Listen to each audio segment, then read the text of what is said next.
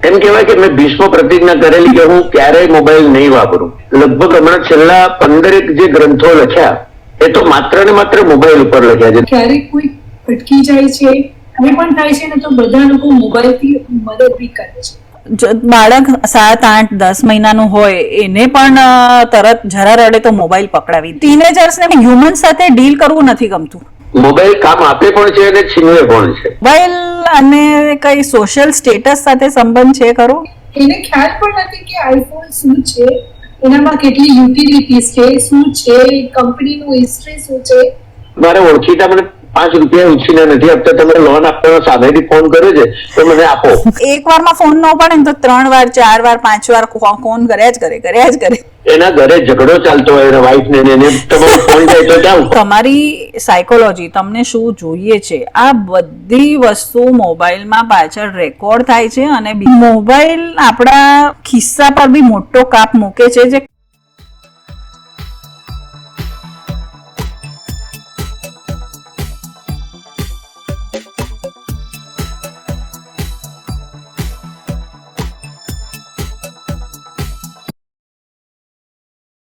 Hello friends, આજે હું બીના લાલક, મનીષા ગાલા, Rohit Shah mobile વિશેની ચર્ચામાં આગળ વધી રહ્યા છે. મોબાઈલ આમ તો જોઈએ તો નિર્જીવ વસ્તુ છે, પણ આપણી સાથે પડે જોડાયેલું છે અને એ હવે એટલી હદે જોડાયેલું છે કે એક આપણી ઓળખ બની રહી છે. જેમ આપણા માતા પિતા, ફ્રેન્ડ્સ એની સાથેનો એક સંબંધ છે, તો એક આપણો એક આગવો સંબંધ મોબાઈલ સાથેનો પણ છે અને એ આગળ વધવાનો પણ છે. તો જોઈએ આપણે કે આની સાથેનો સંબંધ આપણે કેવી રીતે જાળવીએ અને સરસ બનાવીએ. તો રોહિતભાઈ, તમારા જીવનમાં મોબાઈલ વગરની દુનિયા મોટી હતી, તો એના વિશે થોડુંક આપણે જાણીએ કે મોબાઈલ નહોતું ત્યારે કેવું હતું અને મોબાઈલ છે ત્યારે કેવું છે. આમ એવું છે મીરાબેન કે દરેક પરિસ્થિતિ સાથે હું મજાથી જોડાતો હોઉં છું. પહેલા મને એમ હતું કે મારે મોબાઈલ વગર જ ચલાવવું છે. એમ કહેવાય કે મેં ભીષ્મ પ્રતિજ્ઞા કરેલી કે હું ક્યારેય મોબાઈલ નહીં વાપરું. હા, એ વખતે મને એમ લાગતું હતું કે મોબાઈલ વગર ચાલે એમ છે તો શું કામ એની વળગણ રાખવું. પછી ધીમે ધીમે ક્યારેક ઉપયોગ કરવો પડતો હતો તો મારા દીકરાનો, મારા વાઈફના પાસે બધા મોબાઈલ હતા, એનો ઉપયોગ થતો. પ્રવાસમાં હોય ત્યારે જરૂર પડે ખાસ, બાકી મારે કોઈ જરૂર પડતી નહોતી. પણ જયારે નોટબંધી આવી અને પછી બેંકનું ટ્રાન્ઝેક્શન ડાયરેક્ટ આપણે કરવાનો લાભ મળ્યો ત્યારે મને એમ થયું કે હવે મોબાઈલ રાખવું. અને પહેલો મોબાઈલ હું એ વખતે લાવ્યો નોટબંધી પછી. બેન્કિંગ આખી વ્યવસ્થા ત્યારે મોબાઈલથી કરવાની શરૂ કરી. અને અત્યારે તો તમે જુઓ છો કે હું ફેસબુક ઉપર, વોટ્સએપ પર અને બધે મોબાઈલથી છલોછલ છલકાતો રહું છું આખો દિવસ. લગભગ હમણાં છેલ્લા 15 જે ગ્રંથો લખ્યા એ તો માત્ર ને માત્ર મોબાઈલ ઉપર લખ્યા છે. નથી લેપટોપનો ઉપયોગ કર્યો કે નથી કોમ્પ્યુટરનો. અને જે અત્યારે ગૂગલની સગવડ છે, આપણે બોલીએ અને બધું ટાઈપ થતું જાય, એનો પૂરેપૂરો લાભ હું લઈ રહ્યો છું. એટલે એમાં ટાઈમ બહુ બચે છે મારો. છાપાવાળા બી એવું ઇન્સિસ્ટ કરે છે, મેગેઝિન વાળા, કે તમે ટાઈપ કરેલું આ રીતે મોકલો. એ લોકો ફોન્ટ કન્વર્ટ કરી લે છે. એન્ટ્રી કરવાની નહીં, પ્રૂફરીડિંગ કરવાનું નહીં, આ બધો સમય બચી જાય છે. એટલે પ્રોફેશનલ પણ મને એમ લાગ્યું કે આ કરવા જેવું છે. બાકી તો મોબાઈલના કેટલા બધા ઉપયોગ છે આપણે જાણીએ છીએ. તમને અઘરું નહીં લાગ્યું ને? શરૂઆતમાં થોડું લાગ્યું, પણ મારે કેવું જોઈએ, મારા દીકરાએ મને બહુ સરસ રીતે શીખવાડ્યું. ત્યારે બી મને કઈક તકલીફ પડે તો એ મને સોલ્વ કરી આપતો હોય છે. અત્યારે તો હું ઘણા મારા આજુબાજુ પડોશીઓ જે છે એમને શીખવાડું. એ ઉંમરલાયક છે. અમારે ક્યારેક મનીષાબેન સાથે આવી વાત થયેલી કે ઉંમરલાયક માણસોને આવી લેટેસ્ટ ટેકનોલોજી થી કઈક એલર્જી હોય છે અથવા અણગમો હોય છે, એની સાથે જોડાતા નથી, જોડાવા ઈચ્છતા નથી, જોડાવાનું આવતું નથી. કરે છે તો એ લોકો બસ એ પછી બીજું કોઈ જોઈતું નથી. બરાબર છે. એટલે આ જે મોબાઈલ છે ને, કેટલાક લોકો એમ કે છે કે અભિશાપ છે. એ એમનું એક દ્રષ્ટિએ વ્યૂ સાચો બી છે, પણ મને એવું લાગે છે કે આજના માણસની એકલતાને આ મોબાઈલે ઓગાળી નાખી છે. એટલે એ દ્રષ્ટિએ તો આ વરદાન રૂપ છે. I will also share some insight into this. જેમ ટેકનોલોજીમાં પ્રોગ્રેસ થયો છે, મોબાઈલમાં બી પ્રોગ્રેસ થયો છે. પહેલા જે સ્ટેન્ડ અલોન ફોન હતા વાયર વાળા, એના પછી ટાટા વાળા એક એવો ફોન કાઢ્યો હતો, ડબ્બો જ પણ તમે અમુક ડિસ્ટન્સ સુધી તમારી ગાડીમાં લઈને જઈ શકો એને અને ફોન કરી શકો. તો અમે એ પણ ટ્રાય કર્યો. Walkie talkie? ના વોકી ટોકી નહીં, ડબ્બો જ આપણે જેવો ડબ્બો આવે નંબર વાળો એવો જ. This is pre mobile phone. Phone પછી પેજર આવ્યા, એમાં તો અમે બહુ મેસેજીસ એન્જોય કર્યા છે. એના પછી આ ટાટા વાળાના આવા ફોન આવ્યા, એના પછી આ હેન્ડી મોબાઈલ ફોન આવ્યા. પણ ત્યાં સુધી બધો જ એનો ઉપયોગ ફક્ત ને ફક્ત કોલ પૂરતો હતો, એમાં બીજું કશું થતું નથી. પણ જે રેવોલ્યુશન આવ્યું એ સ્માર્ટફોન ના આવ્યા પછી આવ્યું. અને સ્માર્ટફોન જે આવ્યું એ મિની કમ્પ્યુટર થઈ ગયું, કે જેટલું કમ્પ્યુટરમાં પોસિબલ હતું એમાંનું ઘણું બધું ફોનથી પોસિબલ થવા લાગ્યું. નાઉ બિંગ સોફ્ટવેર પ્રોગ્રામર, અમને લોકોને ખ્યાલ છે કે ક્યારે પણ કોઈ પણ એપનું જે સોફ્ટવેર હોય એ મોબાઈલમાં છે ને ડેટા લિમિટેડ હોય, એટલે એ સોફ્ટવેર મિની વર્ઝન હોય. અને એ જ વસ્તુ જો તમે લેપટોપમાં કે પીસી પર કરો તો એ તમને ઘણા બધા ઓપ્શન્સ આપે. તો હવે સમજો મારા જેવી વ્યક્તિ છે તો એનો સ્માર્ટફોનનો ઉપયોગ મારો તો ફક્ત એટલો જ મર્યાદિત હોય કે હું ઘરથી બહાર હોઉં અને મારી પાસે પીસી ના હોય તો જ હું સ્માર્ટફોન વાપરું છું. બાકી મારી સામે જો કમ્પ્યુટર હોય ને તો હું કમ્પ્યુટર જ પ્રેફર કરું છું, કારણ કે એની એક તો સ્ક્રીન 10 ગણી મોટી થઈ જાય મારા માટે, અને એમાં એટલા બધા ઓપ્શન્સ આવે. અને એ રીતે અમે જે કોઈ પણ એપ પણ વાપરતા હોઈએ તો એને અમે બહુ બધી વધારે સારી રીતે અમે એને વાપરી શકતા હોઈએ છીએ. અમારા માટે for at least me and people like me, અમે સ્માર્ટફોન મર્યાદિત રીતે વાપરીએ છીએ. એનો યોગ્ય ઉપયોગ કહી શકાય, because we no other things. જેને હવે આજે જેને કમ્પ્યુટર આવડતું જ નથી તો એ સ્માર્ટફોન પર બહુ જલ્દી શીખી જાય છે. એટલે એના માટે બહુ ફાયદાકારક છે કે એને આટલી બધી કમ્પ્યુટર કેવી રીતે ચલાવવાનું ને એ બધી મગજમારી કરવાની જરૂર નથી. પ્લસ અભણ લોકો પણ કેટલું સરસ વાપરે છે. હવે જે ઓડિયો થઈ ગયું છે તો તમને લખતા વાંચતા ના આવડતું હોય તો તમે મોબાઈલ વાપરી શકો છો અને બધી એપ પણ વાપરી શકો છો. એની ડિઝાઇન જ એવી રીતે બનાવેલી છે. હવે મારા જે ઓળખીતી છે એને કશું જ લાગતા વાંચતા નથી આવડતું, પણ એ ફેસબુક બી વાપરી શકે છે, વોટ્સઅપ બી વાપરી શકે છે. એને તો 10 નંબર બી ઓળખતા નથી આવતું, તો પણ એ કારણ કે આપણે ભણેલા છીએ એટલે આપણને ખ્યાલ બી નથી હોતો કે આની ડિઝાઇન, આની પાછળની ડિઝાઇન કેટલી ઊંચા પાયાની બનેલી છે કે ભાષાની પણ જરૂર નથી પડતી. એ લોકો વાપરી શકે છે. એને કહીએ તો 10 માંથી મારો નંબર બી શોધી આપશે કે આ તમારો નંબર છે, આ તમારું પ્રોફાઇલ છે. એટલે that is like it is designed to be made to be use. એટલે મોબાઈલ થી અત્યારે તો આપણી ક્રાંતિ બહુ મોટી આવી ગઈ છે. આપણે પહેલા પ્રવાસમાં જવું હોય તો બેગમાં એક ટોર્ચ બી લેવી પડતી હતી કે ક્યાંક રાત્રે લાઈટ જશે કે કઈ થશે તો આપણી પાસે ટોર્ચ મોબાઈલમાં આવી ગઈ. તમારે કેમેરા રાખવો પડતો હતો, એમાં રોલ ભરવો પડતો હતો, આવ્યા પછી પાછો રોલ ધોવા આપો, કેટલા દિવસે ફોટા જોવા મળે, અને એમાં તો જેટલા ક્લિક કરો એ એટલા રોલ બગડે, પૈસા થાય. તમને ફોટો ગમે કે ના ગમે. આ જે કેમેરા આપ્યો છે એમાં ટેકનોલોજી ધીમે ધીમે જે ઇમ્પ્રુવ થઈ રહી છે. અત્યારે તો સરસ ફોટોગ્રાફ્સ આવે છે, વિડીયો શૂટિંગ થાય છે. એટલે પ્રવાસમાં ગયા હોઈએ તો એ બધી મેમરીઝ કેપ્ચર કરવામાં પણ આ મોબાઈલનો ઉપયોગ થાય છે. તમારે કેલ્ક્યુલેટર થી માંડીને કેલેન્ડર સુધીની બધી સુવિધા, આજે કઈ તારીખ થઈ કે આવતા અઠવાડિયાના 5મી તારીખે કયો વાર હશે કે 1-2 વર્ષ પછીનો દિવસ બી તમારે જોવો હોય તો આ બધી સગવડ આપે છે. મને અત્યારે એક બહુ મોટો ફાયદો એ દેખાયો. હમણાં મારા એક સંબંધીને દવા લેવાની ભૂલી જતા હતા. એના દીકરાએ કે કોઈ એને પેલો આપણે એલાર્મ મૂકી આપ્યું કે દરરોજ આ 3 ટાઈમ એલાર્મ વાગશે, તમારે દવા લઈ લેવાની. દવા મંગાવે છે ઓનલાઈન અને દવા લેવાનું યાદ કરાવે છે મોબાઈલથી. તમે જો મોબાઈલ કોઈ બીમાર વ્યક્તિ એકલી ઘરે હોય તો પણ એની દવા આવે અને સમયસર લેવાય ત્યાં સુધીની કાળજી એક સ્વજનની જેમ લે છે મોબાઈલ. તો મને બહુ ગમે છે. કેમ હવે મોબાઈલ એક તો રીસાતો નથી કદી. હા, નથી આપણા ઉપર રીસાતો નથી, ગુસ્સે થતો આપણું બધું કયું કરે છે. તમે જો હવે ફિલ્મો જોવી હોય કે આપણે વેબ સિરીઝ જોવી, જે કઈ પણ છે ટાઈમ પાસ કરવા માટે પણ ઉપયોગી છે. ઇલેક્ટ્રિકના બિલ ભરવાના છે, લાઇટ બિલ ભરવાના છે, કઈ પણ કામ છે. આ એક રમકડું એવું હાથમાં આવી ગયું છે કે હવે નાના મોટા બધાને રમવાનું ગમે છે આની સાથે. મને સૌથી મોટો મોબાઈલનો ફાયદો જે દેખાય છે ને એ વૃક્ષ બચાવવાનો કાર્યક્રમ થાય છે. મોબાઈલના કારણે કાગળનો ઉપયોગ બહુ ઘટી ગયો. તો કાગળ વૃક્ષોમાંથી બને છે. કાગળ બનાવવા માટે ટૂંકમાં વૃક્ષોની કતલ વધારે કરવી પડતી હતી. હવે મારે બેંકમાં પણ પેલી સ્લીપ કરવી નથી પડતી, ચેક લખવો નથી પડતો, મારે લેખો લખવા માટે કાગળ નથી જોઈતા, પેન નથી જોઈતી, બરાબર. મારે રેલવેમાં રિઝર્વેશન ટિકિટ નું કરાવવું તો ફોર્મ નથી ભરવું પડતું. તો આ પેપરનો ઉપયોગ બચ્યો છે ને, તેનાથી પણ ખાસો ફાયદો થશે. એટલે મોબાઈલને કારણે જે બીજા પ્રશ્નો ઉભા થાય છે, પણ પર્યાવરણની માવજત કરવામાં પરોક્ષ રીતે એ ઉપયોગી પણ થાય છે. હા, અને એક રીતે કમ્યુનિકેશન બી કેટલું ફાસ્ટ થાય છે. આજે કોઈને પત્ર આપણે લખ્યો હોય કે એટલા દિવસે પહોંચતો હતો, કેટલા દિવસે મેસેજ મળતો હતો, આપણે આજે જે બી વોટ્સએપ છે કે ઈમેલ છે કે જે પણ કઈ વાર ઈચ્છા હતા, હા કઈ વાર ઈચ્છી જતા હતા કે તારા લગ્નની કંકોત્રી મને ના મળી.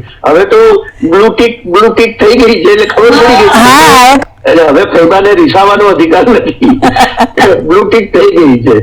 તમે આપણે જો પહેલા રજીસ્ટ્રી એડીજી ટપાલ મોકલવી પડે હા કોઈ સરકારી અમુક હા. પ્રકારના કામો હા. કન્ફર્મેશન માટે કે હા. ત્યાં પહોંચ્યું, તો હવે તો તમે લેટર ઈમેલ થી કરી શકો છો. ઈમેલ થી બધા જવાબ આવે છે. આ રજીસ્ટર એડી ના એ બધા ખર્ચામાં રાહત થઈ ગઈ, ફાસ્ટ થયું છે. એની સાથે સાથે ખર્ચો બચી ગયો વધારે છે. બચી ગયો. હા, કંકોત્રીનો એ ખર્ચો હવે તો બચી ગયો છે. શોખ સફાઈ ની બેસવું હવે તો મોબાઈલ જ આવે છે. ટેલિફોનિક બેસવું નહીં, ટેલિફોનિક નહીં, એ તો કોરોનામાં હતું ટેલિફોનિક. અત્યારે પ્રેક્ટિકલી જવાનું થાય, પણ બધું હોલનું નામ સરનામું બધું મોબાઈલમાં તમને કાર્ડ આવી જાય કે આટલા વાગે અહીં છે બેસણું, આપણે જવાનું. પાયાની જરૂરિયાત પણ બની ગયું છે. જરૂરી છે, પણ હવે કેટલું જરૂરી છે એ બી જોવાનું છે કે આપણે 24/24 કલાક આપણી સાથે મોબાઈલ રાખીએ છીએ કે એવો કોઈ સમય છે કે જ્યારે આપણે મોબાઈલને સાઈડ પર મૂકી દઈએ છીએ કે હમણાં નહીં જોઈએ. મૂકી શકીએ છીએ.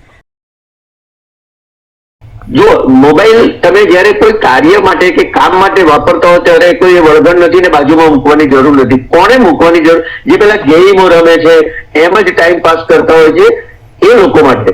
ધારો કે આપણે કોઈ વ્યવસાયિક કોઈ મીટિંગ કરવી છે કે બીજું કોઈ બી કામ કરવું છે ત્યારે તો મોબાઈલ વાપરવાનો છે. ઘણા લોકો એવું કરતા હોય છે કે મોબાઈલ મને એમ કે ગમે ત્યારે ફોન નહીં કરવાનો, તો એ વસ્તુ મને ગળે નથી ઉતરતી. તમે મોબાઈલ નો અર્થ જ એ છે કે you can contact me at any time. પણ ફોન કરનારે બી વિવેક કરવાનો છે કે આ ફોન અત્યારે કરવો અનિવાર્ય છે. હા, એટલે આમાં એવો પણ થાય છે કે હવે સમજો મીટિંગ્સ હોય કે ચલો મારા જેવી તો સામાયિક વખતે પણ મોબાઈલ 1 કલાક બાજુમાં જ મૂકી દે, કારણ કે આપણે તો અડાય જ નહીં ઇલેક્ટ્રોનિક વસ્તુને, એટલે એ તો કમ્પલસરી સાઈડમાં જ રાખી દઈએ. પ્લસ લખતી વખતે પણ મને ઓછું જ ગમે કે ભાઈ, તો એ ટાઈમે સાયલેન્ટ પર રાખીને, અને બધાને ખબર હોય કે મિસ કોલ જશે અને ગમે ત્યારે જ્યારે ફ્રી થશે ત્યારે મિસ કોલ જોઈને ફોન કરશે. તો એ ઓલ્ટરનેટ વ્યવસ્થા છે. પણ ઘણીવાર ઘણાને હું જોઉં છું કે ઘણીવાર એટલું બધું ઓબ્સેશન હોય છે કે એમનો ફોન ક્યારે સાયલેન્ટ પર હોય જ નહીં. બે જણ વાતો કરતા હોય ને રિંગ વાગે કે મેસેજનો ટોન વાગે તો બી આમ ફટાકથી મોબાઈલ હાથમાં લઈ લે. ત્યારે કોઈ મહત્વની ચર્ચા થતી હોય ત્યારે લઈ લે ને ત્યારે ઘણીવાર સામી વ્યક્તિને નથી પણ ગમતું કે આ અત્યારે જરૂરી હતું મોબાઈલ ઉપાડી લેવું. તો ક્યાંક ને ક્યાંક એ જરૂરિયાત અને ઓબ્સેશન અને એડિક્શન એની લાઈન અજાણતા ઘણીવાર ક્રોસ થઈ જાય છે. એટલે આમાં કદાચ એવું પણ લાગી રહ્યું છે કે પહેલાના ટાઈમમાં શું ફોન આવે ને એટલે મિસ ન થાય એની માટે કોઈ ઉચકી લેતા હતા. હવે એ આદતને આપણે ચેન્જ નથી. મોબાઈલમાં તો એવું છે ફોન નંબર બી આવી જાય છે હવે, તો એ નંબર આપણે ખ્યાલ પણ હોય ને આપણે થોડા વખત રહીને કરી પણ શકીએ છીએ. પેલા એવું હતું ને કે બહુ મોંઘો પડતો હતો ફોન વાપરવાનો. હા, અમે તો એ ટાઈમ બી જોયે છે 18 રૂપિયા 1 મિનિટ ના ચૂકવ્યા છે ફોનના. સામે ફોન આવે ને તમે રિસીવ કરો એના બી પૈસા ચૂકવવા પડે. સારું હતું એવું અત્યારે લાગે છે. અત્યારે હું તમને કહું કે ફોનમાં ચાર્જ લાગતા નથી. એક વખત તમે પૈસા ભરી દીધા એટલે ફ્રી કોલ ટાઈમ. તો લોકો કલાકો સુધી ફોન ઉપર વાતો કરે છે. Even one more thing I am seeing મોબાઈલનો ઓબ્સેશનમાં કે તમે ઘણા લોકોનું એવું હોય છે કે એક વારમાં ફોન ન ઉપાડે ને તો 3 વાર 4 વાર 5 વાર ફોન કર્યા જ કરે. એ ત્યારે પણ મને એમ થાય કે અરે ભાઈ, કોઈ વાર કોઈ વ્યક્તિએ મોબાઈલ કોઈ કારણસર સાઈડમાં રાખ્યો હોય તો તમારો એક કોલમાં નહીં ઉપાડે તો 10મા કોલે પણ નહીં જ ઉપાડે. તમે શા માટે આટલા બધા કોલ્સ કરો છો? ઇવન એમરજન્સી હોય તો find N alternate way out કે ભાઈ મેસેજ કરી નાખો કે આ અર્જન્ટ કામ છે ને ફોન ઉપાડવો. એટલે આ બી એક વળગણ થઈ જાય છે, ઓબ્સેશન. આ વિવેકનો સવાલ છે. હા, વિવેકનો સવાલ છે, ઈગોનો પણ સવાલ છે. હું તમને કહું, હું એક પબ્લિકેશન કંપનીમાં એડિટર છું. મારે ત્યાં બધા લેખકોની સ્ક્રિપ્ટ આવતી હોય, બધું થતું હોય, નોવેલ હોય, લેખ સંગ્રહ હોય, કઈ પણ હોય, આપણે ફાઇનલ પ્રૂફ થાય એટલે એને જોવા મોકલીએ લેખકને. લેખક પ્રૂફ મોકલે ને એટલે પાછો ફોન કરે. મેં આજે કુરિયર કર્યું છે, હવે પાના નંબર 8 ઉપર આટલી છે, આમ છે, તમે અહીંયા આગળ 6થા પાના ઉપર મેં એક ફકરો ઉમેર્યો છે, 22મું પાનું છે ને એ મને એમાં આ છેલ્લો ફકરો કાઢી નાખવો છે. એટલે પછી મેં એને પૂછ્યું કે તમે પ્રૂફમાં બધું કર્યું જ ખરું? તો કે હા મેં કર્યું છે. તો પછી મેં કીધું આખી કથા મને મોઢે શું કામ કહો છો? પ્રૂફ મને મળશે એટલે હું જોઈ લઈશ. પણ એ માણસને મોબાઈલ ઉપર બધું કહી દેવું છે. અને તમે જે હમણાં કહ્યું કે એક વખત ફોન કરે, આપણે કટ કરીએ ને તો એ જડ ભરત હોય છે, બીજી ત્રીજી 10મી તમારે એને એમ છે કે હું વીઆઈપી છું, મારો ફોન તમે ઉપાડો કેમ? બસ આ ઈગોનો પ્રશ્ન આવી જાય છે. એને એમ નથી કે સામેનો માણસ કઈ તકલીફ આવે, એના ઘરે ઝઘડો ચાલતો હોય એના વાઈફ ને, એને તમારો ફોન જાય તો ક્યાં ઉપાડે? એ કોઈ જગ્યાએ એક્સિડન્ટ થયો છે, એને કઈ તકલીફ છે, એના બોસ એને ધમકાવી રહ્યા છે કે કેમ મોડા આવ્યા, અને એ જ વખતે એનો કોઈનો ફોન આવે છે કે આજે રાત્રે મળવાનું છે, ક્યાં એ ફોન ઉપાડવાનો? તો સામેનો માણસ એક વખત કટ કરે ને એટલે આપણે સમજી જવાનું હોય કે એ હવે સામેથી કરશે. અને મેં એવા જોયા છે કે એ કટ બી કરે અને પછી કલાક બીજા દિવસે ત્રીજા દિવસે એ પાછા સામેથી ન જ કરે. તમે જોજો પ્લમ્બર કે આ બધા જે હોય છે ઇલેક્ટ્રિક બધા કામ કરવા વાળા માણસો, જે કારપેન્ટર, આ બધા, તમે ગમે તે એને કહ્યું કે કાલે હું આવીશ, પછી ના આવે ને તો તમે ફોન કરો ને તો જ જવાબ આપે. મારા મમ્મી આમ થઈ ગયા, મારા માસી માંદા પડે, તમારે હોસ્પિટલ અચાનક જવાનું, એ આપણને ના કે મેં આજે આવવાનું કહ્યું હતું અને મારે આવું થયું છે તો હું નહીં આવું, આવું ભાગ્યે જ કે છે. તમે જોજો, તમે કહો એટલે એની પાસે જવાબ તૈયાર છે, સાચો કે ખોટો. પણ એ સામેથી નહીં કે આજે હું નહીં, આપણે એના કારણે ઘરે રહ્યા હોઈએ. એક વખત મારે આવું થયું હતું તો મેં પ્લમ્બરને કહ્યું કે મારા ઘરે કોઈ નતું, હું એકલો હતો, તો આવવાનો હતો એટલે હું ઘરે રહ્યો. હવે તું એક વિચાર કર કે તારું 400 રૂપિયાનું કામ હતું, મારે આખા દિવસની રજા પડે તો મને કેટલું નુકસાન થાય? તારે મને કહેવું તો જોઈએ, તારા લીધે હું આખી રજા રાખું છું અને તું આવતો નથી. એટલે મે બી બીકોઝ આમાં બે વસ્તુ થઈ શકે છે કે એક તો એ લોકોનો નંબર સેવ ન કર્યો હોય એ લોકોએ, એટલે એ જે દિવસમાં એને 50 ફોન આવતા હોય, એને પૈસા લેવાના હોય ને, એને પૈસા બાકી રાખો હોય, બધા નંબર એને યાદ હોય છે. એ પૈસા લેવાના હોય તમે કટ કરજો, તમને 3 વખત કરશે. એટલે આ એનો પક્ષ લેવાની વાત નથી કરવા જેવી, આ એની એક પદ્ધતિ હોય છે, દરેકની માણસની એક કામ કરવાની પદ્ધતિ હોય છે. ક્યાંય એ તમને કશી વાતે ઇન્ફોર્મ ના કરે, તમે રાહ જુઓ તો જોયા કરો, એમ કઈ વાંધો નહીં, પડી જ નથી હોતી. એક રિસન્ટલી એક કિસ્સો બન્યો હતો કે અમારે એક સ્ટાફ મેમ્બરનો મોબાઈલ ખરાબ થઈ ગયો. એ ભાઈ સવારમાં મારી પાસે આવ્યા કે મેડમ મારો મોબાઈલ બગડી ગયો છે આજે, હવે હું શું કરીશ? તો મેં કીધું એમાં શું થઈ ગયું, મોબાઈલ બગડી ગયો છે કે ના, પેલો રિપેરિંગ વાળો કહે છે કે 5 દિવસે મળશે. તો હું 5 દિવસ મોબાઈલ વગર શું કરીશ? એટલે મારે પહેલા તો એને કહેવું પડ્યું, ભાઈ હું તો મોબાઈલ વગરની દુનિયામાં જીવેલી છું, એટલે મને તો ખબર જ છે કે મારે તને કોન્ટેક્ટ કરવો હશે તો હું કેવી રીતે કરીશ, અને 5 દિવસ મોબાઈલ ન હોય તો કઈ રીતે જીવાય? તો તું એ વિચાર કર કે તારા કયા કામો અટકી ગયા છે મોબાઈલ વગર, કે મારા ઘરના કોન્ટેક્ટ નહીં કરી શકાય. તો હવે તમે જો ઓફિસમાં કામ કરો છો કે અમુક જગ્યાએ કામ કરો છો, સ્ટાફ મેમ્બર છો, તો તમારા ઓફિસના ને એ કોન્ટેક્ટ નંબર્સ તો છે જ ઓલ્ટરનેટ, કે ત્યાં પણ તમે કોન્ટેક્ટ કરી શકાય છે, એવું તો છે જ નહીં. હવે જે વ્યક્તિ મારી સાથે આ ચર્ચા માટે આવી, હવે એ ભાઈનો જે પગાર હતો એનાથી અડધા ભાવનો એમણે મોબાઈલ ફોન ખરીદેલો હતો, અને દર વર્ષે એટલો તો લેવો જ પડે. એટલે એને મોટો પ્રશ્ન એ પણ હતો કે હવે જો આ 8-10 મહિના પહેલા લીધેલો મોબાઈલ બગડશે તો હું નવો મોબાઈલ કેવી રીતે લઈશ? તો ક્યાંક ને ક્યાંક મોબાઈલ આપણા ખિસ્સા પર બી મોટો કાપ મૂકે છે, જે ખબર નથી પડતી એકદમ. પહેલા તો એક ડબલું હતું ને એનું એકનું ભાડું ભરવું પડતું હતું ને એના કોલ ચાર્જીસ લાગતા હતા. હવે ઘરમાં 4 મોબાઈલ ફોન છે, 4એના રિચાર્જ કરવા પડે છે, બધાને સ્માર્ટફોન જોઈએ છે. જરૂર હોય કે ન હોય એ તો જુદી વસ્તુ છે, એ પર્સનલ ચોઇસ છે. હું કહીશ કે જરૂર કોને કેટલી છે. આઈ થિંક સાદા ફોન હવે જે નોકિયાના બટન વાળા આવતા હતા ને એ તો કોઈને ગમતા પણ નથી હવે લેવા. તો સ્માર્ટફોનની તો સ્ટાર્ટિંગ રેન્જ મને ખ્યાલ છે ત્યાં સુધી 8-10 હજારની છે. હવે મને બહુ ખ્યાલ નથી.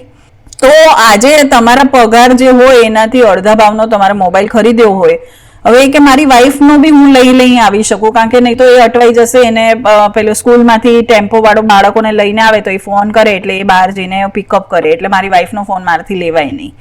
એટલે આ બધા પ્રશ્નો છે. ત્યારે આપણને એમ લાગે કે કેટલું જરૂરી છે, અને ક્યારેક આપણે એવો ઉપવાસ મોબાઈલનો કરી જવો જોઈએ કે ચલો આજે એક દિવસ આખો જોઈએ તો ખરા. કે મોબાઈલ વાપર્યા વગર ચાલે છે કે નહીં અને શું અટકી ગયું આપણું અને એના ઓલ્ટરનેટ રસ્તા કયા નીકળ્યા.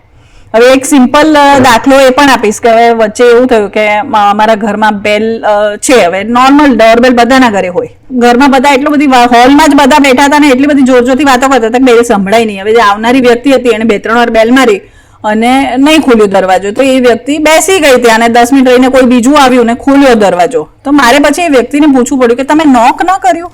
તો એ કે મને સૂઝ્યું જ નહીં નોક કરવાનું, મને બેલની એટલી ટેવ પડી ગઈ છે. મેં તો આજે બેલ નથી, તમને ખબર છે અવાજ બહાર આવતો તો કે કોઈક બેઠું છે હોલમાં, તમે જરા દરવાજો ખખડાવ્યો હોત તો દરવાજો ખુલી ગયો. એટલે આ શું છે કે આ વસ્તુ વગર આપણે કેવી રીતે જીવશું ને એ વિચાર પણ આપણે નથી કરવા માંગતા. ધીરે ધીરે ભૂલાઈ જાય છે. હા, ભૂલાઈ જાય છે. આપણે એ દુનિયામાં જીવ્યા છે તો આપણને ખ્યાલ છે, પણ આજે 20 વર્ષનો 22 વર્ષનો જે છે યુવાન એને કહીએ તો એને તો એ વિચાર જ નહીં આવે કે મોબાઈલ વગર કેવી રીતે જીવાય, કે દુનિયા કેવી હોય. હજી તમને એક બીજો બહુ મોટો ફાયદો કહું જે મોબાઈલનો, આપણે ક્યાંય જવું છે એડ્રેસ શોધવામાં તકલીફ પડતી હતી, કેટલા લોકોને કહીએ એ જે જાણતો હોય રસ્તો બતાવે, ક્યારેક લાંબો રસ્તો જાણતો હોય ક્યારેક ખોટો રસ્તો જાણતો હોય, તો આપણને ઘણી બધી અગવડ રહેતી હતી. હવે મારે કોઈ અજાણ, હું હમણાં મારા સાહેબ ને મળવાનું હતું અને મારા સાહેબ બિહારમાં હતા, એટલે કોઈ પંચમહાલ જિલ્લામાં હતું ગામ, અને એવો આદિવાસી વિસ્તાર હતો કે એડ્રેસ આપે ને કોઈને પૂછીએ તો કોઈને ખબર ના પડે. એટલે એમણે તો પેલા વિહાર હોય ને વચ્ચે કઈ જગ્યાએ રોકાવાનું હતું, ત્યાં તંબુ બાંધેલા એવી રીતે હતું. મને લોકેશન મોકલ્યું હતું, મારે કોઈને પૂછવું ન પડ્યું કે આ ગામ કયું છે ને ક્યાં જવાનું છે. મને ખબર નથી કે હું કયા ગામમાં ગયો હતો, આજે પણ મને ગામનું નામ યાદ નથી, પણ મારું લોકેશન મને સીધું ત્યાં લઈ ગયું કે જ્યાં બધો મંડપ બંધાયેલો હતો. તો આ એક બીજી સાઈડ છે કે મેમરી તમારી ઓછી કરી નાખે છે મોબાઈલ. હવે પહેલાના જમાનામાં આપણને કેટલા નંબર્સ યાદ રહેતા હતા, આજે તમે ગામમાં ગયા પણ તમને ગામનું નામ યાદ નથી, પણ એ જો ચિઠ્ઠી પર લખ્યું હોત ને તો કદાચ તમને યાદ રહ્યું હોત એ નામ. તો હા, તો એ મેમરી પર અસર કરે છે કે આપણે કેટલા નંબર્સ પહેલા યાદ રહેતા હતા. અને હવે જે નવા મોબાઈલ નંબર્સ હોય છે તો હું એ તસદીદ નથી લેતી કે મારે યાદ રાખવો હોય, કદાચ મારા પેરેન્ટ્સના બી મોબાઈલ નંબર મને મોઢે યાદ નહીં હોય, એટલી હદ સુધી એ મેમરી પર અસર કરે છે. ચલો એક રીતે સારું જ છે કે આપણે મેમરીનો વધારે સારો ઉપયોગ બી કરીએ છીએ કે ચલો એટલી મેમરી ત્યાં ઓછી વાપરીએ, તો જે કોન્શિયસલી વાપરે છે મેમરીને એમ કે છે કે હા મને જે બિનજરૂરી વાતો યાદ રાખવી નથી પડતી, હવે ખાલી હું જરૂરી વાતો યાદ રાખું છું. એ અનધર એસ્પેક્ટ છે, પણ ઇન જનરલ એની અસર પડે છે મેમરી પર. જે જીપીએસ ટ્રેકિંગની વાત કરી એમાં એક સેફટી ફીચર જે હોય છે એ પણ ઘણું ઉપયોગી છે. હવે દાખલા તરીકે હું કે મારો પરિવાર, કોઈ પણ પરિવારજનમાંથી કોઈ પણ એકલા કશે ટ્રાવેલ કરતા હોઈએ છે ને તો અમે અમારા ફોનમાં ટ્રેકિંગ નાખી દેતા હોઈએ છીએ, એટલે બાકી અમારા ઘરનાને ખ્યાલ હોય છે કે અમે કઈ જગ્યાએ છીએ, અત્યારે છેલ્લું લોકેશન અમારું શું હતું, એટલે ઘરનાને એટલી ખબર હોય કે તમે ક્યાં ગયા છો અને બધું બરાબર છે કે નહીં. એમાં જો લોકેશન ક્યાંક ઊંધું ચતું દેખાય તો તરત ફોન આવી જાય કે કેમ આ તો પ્લાનમાં નહોતું, અહીંયા કેવી રીતે ગયા તમે. તો કઈ પ્રોબ્લેમ હોય તો તરત ખબર પડી જાય, અને જો સામેવાળી વ્યક્તિ ફોન ન ઉપાડે તો એકદમ અલર્ટ થઈ જવાય કે નહીં આ કંઈક તો ગોટાળો લાગે છે. તો પછી એનો બીજો કંઈક બી સોર્સ કરાય જાય. રીતે હું એકવાર કશે ગયેલી અમદાવાદમાં, એકલી જ ગયેલી અને ફોન મારો અડધો કલાક સુધી રીચેબલ નહોતો, એટલે મારા હસબન્ડને ચિંતા થઈ, તો એને પછી ડ્રાઈવરને ફોન લગાડ્યો કે ભાઈ ક્યાં છે, તો એમને કીધું કે એ અંદર દુકાનમાં ગયા છે ને ત્યાં કદાચ રેન્જ નથી એટલે ફોન લાગતો નથી. એટલે ઠીક છે, પણ એ અલર્ટનેસ બી થોડી આવી જાય છે, અને એટલે જ અમે વડીલોને બી કહેતા હોય છે કે પ્લીઝ તમારી સાથે તમારો ફોન રાખો. હવે હમણાં બીજે રિસન્ટલી એવું થયું કે અમારા એક વડીલ રિલેટિવ છે એ રાતના પડી ગયા અને એ એકલા જ રૂમમાં સૂતા હતા, પછી એ પડી ગયા ને એમનાથી ઊભા થવાય નહીં, ઘૂંટણનો ઇસ્યુ હતો, લેડી હતા, એટલે પછી એમને ફોન કરીને એમના દીકરાને બાજુના રૂમમાંથી બોલાવ્યો. એટલે ત્યારે એમને એમ થયું કે જો મારી પાસે ફોન હતો નહીં તો હું આખી રાત આવી રીતે જમીન પર પડી રહેત, સવારે કોઈક આવત. તો એ પણ એક એનો સારો ઉપયોગ છે. એટલે જે વડીલો જે હેઝિટેટ કરે છે કે અમારે નથી વાપરવો, તો આના બધા ફાયદા પણ છે, અને ખાસ કરીને વડીલો માટે બહુ ફાયદા છે. અને અમારા બોમ્બેમાં તો પાર્કિંગનો ઇસ્યુ હોય એટલે અમારે ડ્રાઈવરોને પહેલા ફોન અમારે રાખવા પડે છે, હવે કે ડ્રાઈવરોને આપવા પડે ફોન, કારણ કે ગાડી ક્યાંક દૂર પાર્ક કરી હોય, તમે ક્યાંક ગયા હોય તો એને પછી ફોન કરીને બોલાવવો પડે કે ભાઈ હવે હું બહાર આવી ગયો છું, જ્યાંથી હોય ત્યાંથી ગાડી લઈને આવો. તો આ બધા પ્રોબ્લેમ્સ વડીલોને એટલે બી અમે કહેતા હોય કે ભાઈ પછી તમારો ડ્રાઈવર ક્યાં શોધ્યા કરશે તમને ગાડી લઈને નીકળશો તો ખરા, પણ એ પછી શું બિચારો અડધો કલાક સુધી રાઉન્ડ જ માર્યા કરશે. એટલે તમે પ્લીઝ રાખો ફોન, તો એને ફોન કરીને તમે બોલાવી શકો. સારું છે કે ક્યારેક કોઈ અટકી જાય છે, એ પણ થાય છે ને, તો બધા લોકો મોબાઈલથી મદદ બી કરે છે. કોઈ અટકે તો તરત એને આપે છે, કઈ નહીં હું તમને ફોન કરી આપું, તમે નંબર બોલો, ભલે તમે તમારો મોબાઈલ એને ના આપો પણ એ નંબર બોલશે, એ ફોનથી તમે એને કોન્ટેક્ટ કરી શકો તો વાંધો નથી આવતો. એકવાર અમારે એવું થયું હતું કે એક નાની છોકરી ભૂલમાં ચડી ગઈ હતી ટ્રેનમાં, મેટ્રોમાં, ઊંધી દિશામાં, બહુ રશ હતો એટલે ચડી ગઈ અને પછી બીજા ડિરેક્શનમાં જવા લાગી. એને એમ કે એની મમ્મી બીજા કમ્પાર્ટમેન્ટમાં ચડી ગઈ અને હું બીજા કમ્પાર્ટમેન્ટમાં ચડી છું, પણ સ્ટેશનનું નામ આવ્યું ત્યારે ખ્યાલ આવ્યો કે અમે તો ઊંધી દિશામાં ચડી ગયા છીએ, રઘવાટમાં. અને કુદરતી મારી બાજુમાં જ ઊભી હતી, તો પછી એને મને પૂછ્યું, તો મેં કીધું 1 મિનિટ, તું ઊંધી દિશામાં છે, હવે તું તારે મોબાઈલ તારો નંબર છે? તો કે હા નંબર છે. તો એ તરત નંબર આપ્યો, મેં એને કોલ કર્યો, બીજું હું કરી રહું છું. અને 12 વર્ષની છોકરી હતી અને તરત જ એના પેરેન્ટ્સે કીધું કે અમે લોકો આવી રહ્યા છીએ, અમને ખ્યાલ આવી ગયો કે સામેની દિશામાં ચડી ગઈ છે, તો તમે એને છેલ્લા સ્ટેશને ઉતારજો, ત્યાં સુધી નહીં ઉતારતા. મારે પણ કુદરતી છેલ્લા સ્ટેશને જ ઉતારવાનું હતું અને મીનવાઇલ એ લોકોએ પહેલા રેલવેના કોન્ટેક્ટ બી કર્યો, એટલે એ બધી પ્રક્રિયા ચાલતી હતી. અને ત્યાં સુધીમાં પછી અમે ઉતર્યા અને પછી મેં એને એ જ કીધું, જ્યાં સુધી તારા પેરેન્ટ્સ ના આવે ને ત્યાં સુધી હું અહીંયાથી ખસવાની નથી. 2 રેલવેના કર્મચારી પણ આવી ગયા હતા, પણ એ લોકો જેન્ટ્સ હતા, એટલે પછી તરત જ 15-20 મિનિટમાં આખો પ્રોબ્લેમ સોલ્વ થયો. એના પેરેન્ટ્સ તરત બીજી ગાડીમાં આવી ગયા અને સોંપાઈ ગઈ. સો આ રીતે સુરક્ષિતતામાં બી બહુ ઉપયોગી થઈ જાય છે મોબાઈલ. બહુ ઉપયોગી છે. આપણે ઘણી વખત આવા વિડીયો જોઈએ છે કે આપણે ક્યાંક જઈએ છીએ રોડ ઉપર, પોલીસ વાળો આપણને હેરાન કરવાના હેતુથી આવે છે અથવા તો એને પૈસા ખાવા છે. હવે તમે આમ કેમ ગાડી પાર્ક કરી, સીટ બેલ્ટ નથી બાંધ્યો, કઈ કરીને, અને એ જે કઈ હરકતો કરે છે ને એ આપણે મોબાઈલ થી કેપ્ચર કરી શકીએ છીએ. એટલે હવે આવા જે ભ્રષ્ટ અધિકારીઓ હોય છે ને એમને ડાઉટ પણ હોય છે કે આ લોકો મોબાઈલમાં મારી વાત બધી જાહેર ન કરી દે, લાઈવ બધું આ થતું હોય છે. આપણે રેકોર્ડ કરીને મોકલવાનું નથી, એ જે વખતે એ બધું થતું હોય એ જ વખતે બીજા લોકો જોઈ લેતા હોય છે. એટલે એમ કે ડિલીટ કરાવી નાખે એ પણ શક્ય નથી, એ તો બહાર જતું જ રહ્યું જે થયું એ. એટલે આ રીતના લાભ પણ લેવા જોઈએ માણસે કે જયારે કોઈ ખોટી રીતે કનડગત કરતું હોય આપણને, તો આ સરકારી અધિકારી કે કોઈ તમે ત્યાં જાઓ અને ભાઈ આ મારું કામ કેમ નથી થયું, તો એ વખતે વિડીયો ચાલુ રાખો અને કાયદેસર ચાલુ રખાય છે. મેં હમણાં એક વકીલ સાથે બી વાત કરી, સરકારી વ્યક્તિ હોય ના ન પાડી શકે તમને, કારણ કે અમે તો હંમેશા આવું જોતા હોય છે ને સાંભળતા હોય છે કે બંધ કરો મોબાઈલ, બંધ કરો મોબાઈલ, તરત જ કહેતા હોય છે. ના કરાવી શકે. પ્રાઇવેટ ની વાત જુદી છે, પ્રાઇવેટ માટે કાયદો નથી. પોલીસની જ વાત કરું છું કે પોલીસ તો તરત જ કે એ વિડીયો બંધ કરો, બંધ કરો.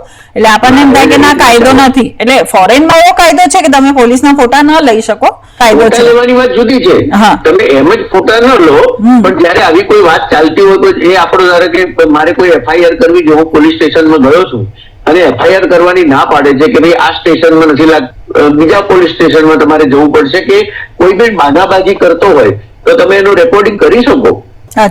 હવે તો તમે જુઓ કે પોલીસ સ્ટેશનમાં પેલા CCTV કેમેરા રાખવાનો કાયદો આવી ગયો, તો એના ફોટા પાડવાની ના પાડવાનો સવાલ જ નથી.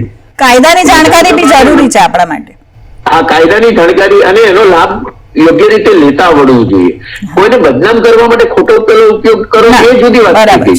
કોઈ બોર્ડર આપણે રાજ્યની ક્રોસ કરતા હોય ને ત્યાં જે ઉભેલા હોય એ લોકો આપણી ગાડી ચેકિંગ કરતા હોય ને ખાલી ખોટી મગજમારી કરતા હોય તો આપણે કેમેરા ચાલુ રાખવાનો. બરાબર. એ તમારો મોબાઈલ ચાલુ હશે ને એટલે એ પછી સીધો જ રહેશે. ખોટી થ્રેટ નહીં આવે પણ એ આપણી સેફટી માટે આપણે એનો ઉપયોગ કરીએ છીએ, કોઈને હેરાન કરવા માટે આપણે નથી કરતા. કોઈ એકલી દીકરી ધારો કે કોઈ કેબમાં જઈ રહી છે તો એ પોતાનું લોકેશન, લાઈવ લોકેશન ચાલુ રાખે એટલે એને ઘરનાને ખબર પડે કે એની ટેક્સી રાઈટ ટ્રેક ઉપર આવી રહી છે, ઘરે આવી રહી છે કે ઓફિસે જઈ રહી છે, તો ખબર પડે.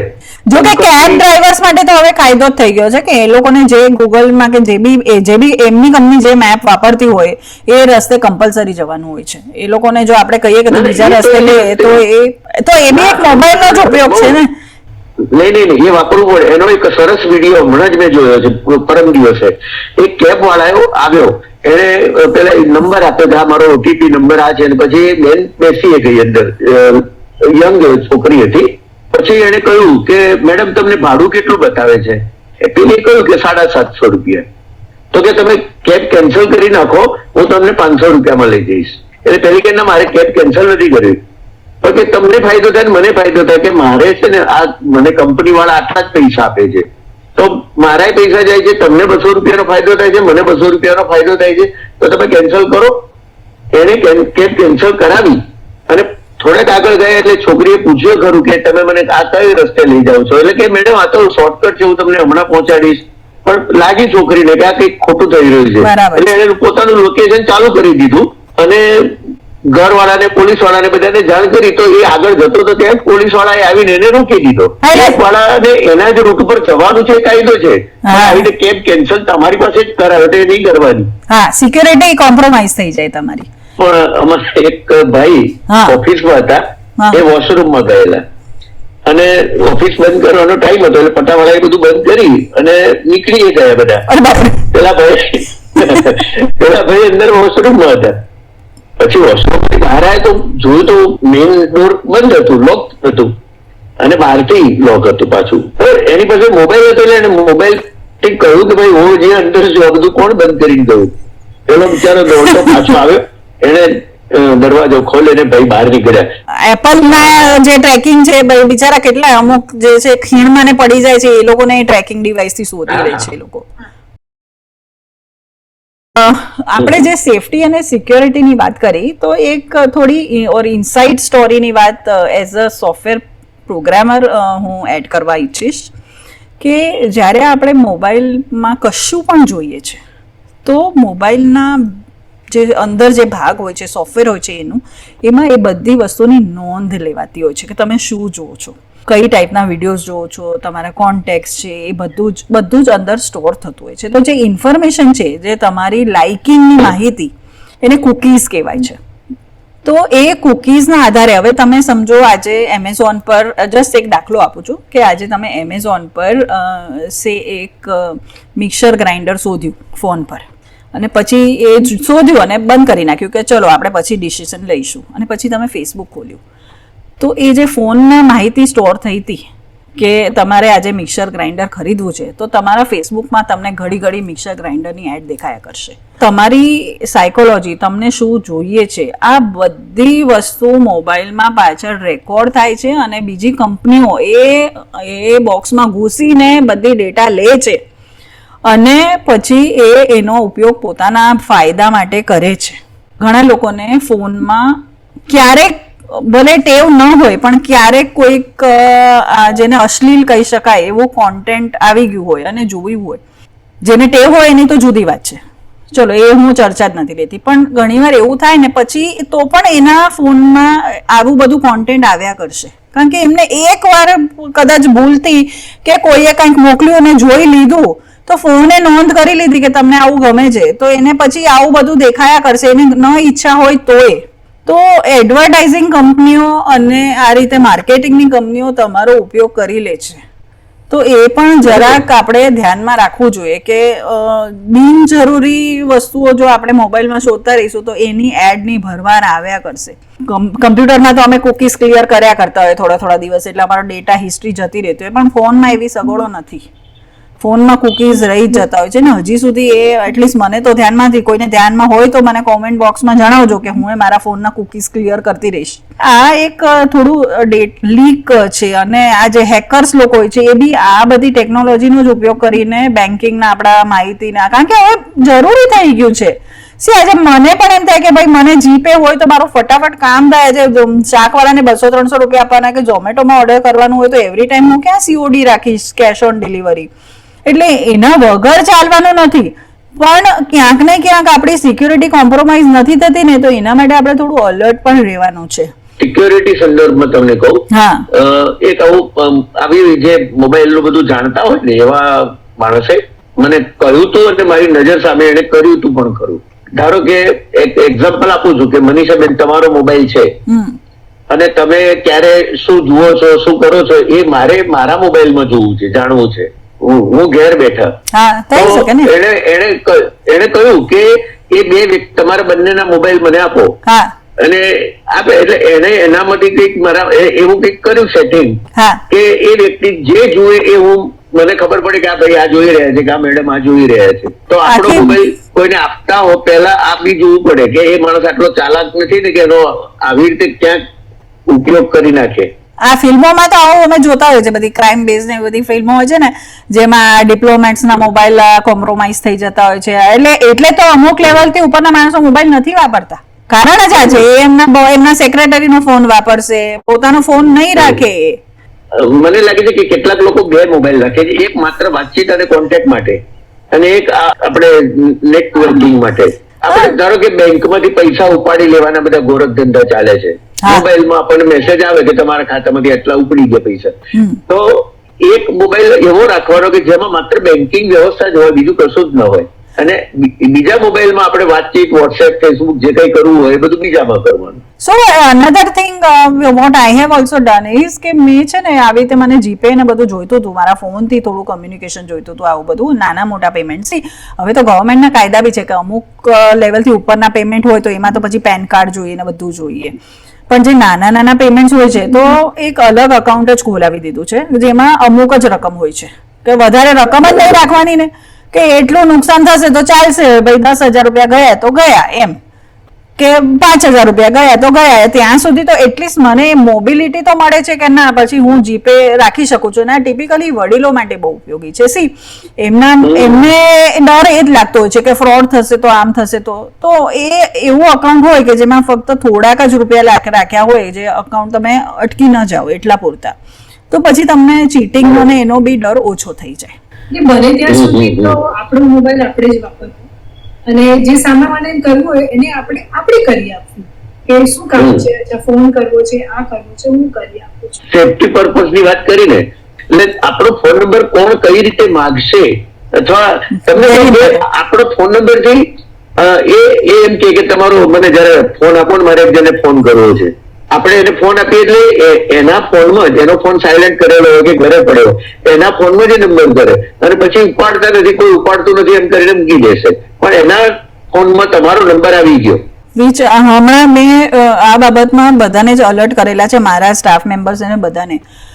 જ્યારે તમે દુકાનમાં ખરીદી માટે જાઓ છો, કોઈ પણ દુકાનમાં, તો મોટી ખાસ કરીને ચેઇન્સ હોય છે ને, જે સમજો લીવાઇઝ હોય કે લાઇફસ્ટાઇલ હોય, કે તમે ત્યાં જાઓ નીચર્સ બાસ્કેટ, એ બિલ બનાવતી વખતે તરત પૂછે મેડમ મોબાઈલ નંબર, અને આપણે છે ને બહુ કેઝ્યુઅલી નંબર બોલી દેતા હોઈએ છીએ.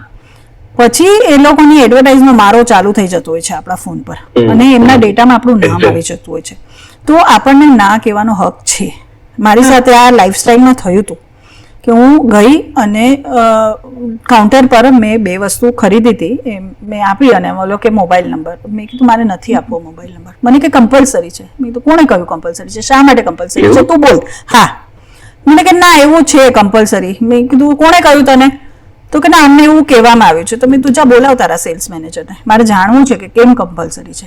આવ્યો સેલ્સ મેનેજર, મને કે ના મેડમ કમ્પલસરી નથી, તમને ન આપો તો તમે નહીં આપો, જો તો તમારા સ્ટાફ મેમ્બરને સમજાવો, મારે મારો મોબાઈલ નંબર નથી આપવો. બનાવે બિલ, બન્યું બિલ. તો ક્યારે તમે જ્યારે ના પાડો છો ને ત્યારે સામેવાળાને બી ખબર નથી હોતી ને, તો તમે એ ફોર્મ રહી શકો છો કે ના તો પણ મારે તો મોબાઈલ નંબર નથી જ આપવો, મારી પાસે હું મોબાઈલ વાપરતી જ નથી, તો તું શું મારું બિલ નહીં બનાવે, તું મને વસ્તુ નહીં વેચે. કોઈ એમ કે હા અમે મોબાઈલ પર મોકલવાના છીએ બિલ. હવે અમારે ત્યાં એક એવી બેકરી પણ છે કે જે મોબાઈલ પર જ બિલ મોકલે છે, કે એ લોકો પેપર નથી વાપરતા. તો એનું એ કારણ સાંભળીને પછી હું કદાચ આપીશ એને કે હા ઓકે, કાં તો હું એમ કહીશ કે મને બિલ જ નથી જોઈતું, ને કાં તો હું કહીશ કે તું તારા નંબર પર મોકલી દે આ બિલ, મારે મારો નંબર નથી આપવો. તારે તો મોકલવાનું જ છે ને બિલ. પ્રોડક્ટ તમે, મારે તો બ્રેડ ખરીદવા તમે ખરીદી લીધા, હવે મને એની સાથે કોઈ પ્રોબ્લેમ હશે તો હું નહીં તને કઈ કહું, ભલે જ વાંધો નહીં, મારો 100 રૂપિયાનું નુકસાન થશે, કાંઈ તારે મારી પાસે બિલનું પ્રૂફ નહીં હોય ને, એનાથી વધારે શું. એવો સ્ટેન્ડ પણ આપણે લઈ શકીએ છીએ કે કેમ આપણે આપતા ફરીએ છીએ બધાને મોબાઈલ, પછી આપણને થાય કે મિસયુઝ થાય છે ને, મને આ ખોટા મેસેજીસ આવે છે ને, માર્કેટિંગ વાળા હેરાન. આજે લોન કંપની વાળા કેટલું હેરાન કરે છે, એના માટે તો ટ્રુ કોલર જેવી એપ રાખવી પડે છે. અમારે તો અજાણ્યા નંબરથી અમે પહેલા ફોન ઉપાડતા જ નથી. મોબાઈલના ફોન નંબરનો ડેટા આપવાનો પણ એક વેપાર ચાલે છે. એ એક નંબર આપો એટલે તમને 10 પૈસા કેવું મળે, એ લોકો 70 પૈસા, નંબર 70 પૈસા. ઓકે, હવે વધી ગયું છે, મોંઘવારી વધી એટલે. હા, હા. પણ તમે જુઓ કે લાખો નંબરો આ રીતે જતા હોય, જતા હોય એટલે આ બી એક ધંધો ચાલે છે. વોટ્સએપ માર્કેટિંગ વાળા એવું જ કરે છે ને, આવી રીતે નંબર લઈને બધાને પછી મોકલતા હોય છે. અજાણ્યા નંબરથી આપણને અચાનક વોટ્સએપ આવી જાય તો એ લોકોએ ડેટા બાય કરેલો હોય છે. તમને કોઈ ઘણી વખત આપણે બપોરે આરામ કરતા હોય અને કોઈ કંપનીનો ફોન આવે, સર હું આ કંપનીમાંથી બોલું છું, 2 મિનિટ આપની સાથે વાત કરી શકું? એટલે હું કહું છું 2 મિનિટ નહીં, તું મારી જોડે 2 કલાક વાત કર, પણ સાંજે 6 વાગ્યા પછી વાત કર. 6 વાગ્યા પછી ફોન નહીં કરે, કારણ કે 6 વાગ્યાની ઓફિસ બંધ થઈ ગઈ હોય. એના ઓફિસ ટાઈમે અને આપણે ઊંઘવાના ટાઈમે, આપણને આપણા આરામના ટાઈમે ફોન કરવા છે ને આપણને સળીઓ કરવી, હા હા, એ કેમ ચાલે? હા, એવો તો મેં બી કોઈકને સાંભળ્યું છે કે કહેતું તું ઓળખીતું જ કે ફોન આવી રીતે લોન નો આવ્યો ને એ ભાઈએ કહી દીધું કે હા મને 10 કરોડની લોન જોઈએ છે, બોલો શું પ્રોસીજર છે, મૂકી દીધું ફોન સામે. કે એટલી મોટી રકમ કહી દીધી કે પેલાની રીચની વાર હતી એટલી મોટી લોન આપવાની. મારા શાળાને આવી ગમત કરવાની બહુ ટેવ છે. નાનો શાળો છે ને, એને આવો ફોન આવ્યો લોન, તો કે બેન આપો ને, તો કોઈ મારે ઓળખીતા મને 5 રૂપિયા ઉછીને નથી આપતા, તમે લોન આપવાનો સામેથી ફોન કર્યો છે તો મને આપો. તો કે કેટલી જોઈએ છે? એટલે એને કહ્યું જે તમારે 10,000 આપો, 15,000 આપો, જે આપવું હોય. તો કે તમે ધંધો શેનો છે તમારો? તો કે મારે સિંગ ચણાની લારી છે. ફલાની સ્કૂલ આગળ કે હું બપોરે છોકરાઓના રિસેસના ટાઈમે સિંગ ચણાની લારી લઈને ઉભો રહું છું. મેડમે ફોન કાપી નાખ્યો. એટલે ગમત કરવાની. અમુક વખતે ફોનથી આવી જો આપણને આવા ચાન્સ મળતો હોય તો આવી ચાન્સ લેવાના એમ. અને મોબાઈલ ફોન આવ્યા પછી છે ને નંબર ખબર પડી જાય છે. બાકી અમે તો બ્લેન્ક કોલ પર બહુ એન્જોય કર્યા છે. પહેલા જોવાનીમાં બ્લેન્ક કોલ આવે ને એટલે નંબર તો ખબર ન હોય ને કોઈ કે કર્યો ફોન કોણ છે એ ખબર ન હોય, એટલે બ્લેન્ક કોલ કરવાની મજા આવે ને રિસીવ કરવાની મજા આવે કે ચલો કોઈક આપણો છુપો આશિક છે તો ખરો જો ફોન કરે છે. એની તો અમે બહુ મજા કરી છે. અને મુંબઈમાં હું મારા એક સંબંધી ત્યાં આવેલો, જે મજા કરી છે ક્યાંક રૂબરૂ મળીશું ત્યારે મને કહેજો કે કેવી મજા કરી તું કહીશ. એટલે એ ફન હવે મિસ થઈ ગયો છે. હવે મોબાઈલ આવે નંબર તો આવી જ જાય, સામે વાળા ગોતી તો કાઢે જ કે ક્યાંકથી, અને અનનોન નંબર દેખાય તો વધારે ડર લાગે કે સાલું આ તો લોચો છે કે અનરજિસ્ટર્ડ નંબર છે. તો એ મજા કરતા એ ગભરાટનું કારણ થઈ જાય છે. તમે બંને મારા કરતા ટેકનોલોજી વધારે જાણો છો એટલે કદાચ તમને ખબર હોય. મારી જે ડોટર ઇન લો છે ને એનો અમે નંબર નવો લીધો હતો, પણ એના ઉપર જયારે તમે ધારો કે એને ફોન કરો તો તમારામાં એનું નામ લખાઈને ના આવે એનું, પણ ફલાણું પોલીસ સ્ટેશન એવું લખાઈને આવતું હતું એને. એટલે આ નંબર પહેલા કોઈ પોલીસ સ્ટેશનમાં હશે કે એવું કઈ હશે, અપડેટ નહીં થયું ડેટા. એટલે આ કોઈને ફોન કરે તો સામે વાળો ફોન જ ના ઉપાડે. પોલીસ સ્ટેશન માંથી ફોન આવે છે. ધીમે ધીમે નીકળી ગયું, અત્યારે હવે પ્રોબ્લેમ નથી આવતો. ડેટા અપડેટ નહીં થયું. સો ઇવન વન ઓફ અવર એક જણને અમારે એવું બી થયું કે એમનો નંબર એટલો ઇઝી ટુ રિમેમ્બર હતો ને, તો લોકો ખોટો નંબર એમનો આપી દેતા હતા અને એમને ઘડી લોનના ને રિકવરીના કોલ આવતા હતા. પછી બ્લોક કરવા પડે કે તમે લોન લીધી. અરે પણ મેં લોન નથી લીધી. હવે કોઈ માણસ તમારો ખોટો મોબાઈલ નંબર આપીને લોન ના કરે તો પણ એ તકલીફ થઈ જાય છે કે ફોન તમને આવ્યા કરે. લોકો ખોટા નંબર આપી દે છે અને એટલી બધી કોઈ દરકાર લેતું નથી કે ભાઈ સામેવાળાએ સાચો નંબર આપ્યો કે ખોટો નંબર આપ્યો. મારા ફોન પર બી મને એકવાર પોલીસ આવ્યો કે આ ફલાણા દીકરા પોલીસ સ્ટેશન થી બોલું છું ને આ ફલાણા દીકરી વ્યક્તિનો નંબર છે. મેં તો નારે ના, તો 20 વર્ષથી મારો જ નંબર છે, કોઈને મેં આપ્યો નથી, પહેલો જ નંબર લીધેલો છે ને હજી એ જ નંબર છે. કેવી રીતે તમે કહો?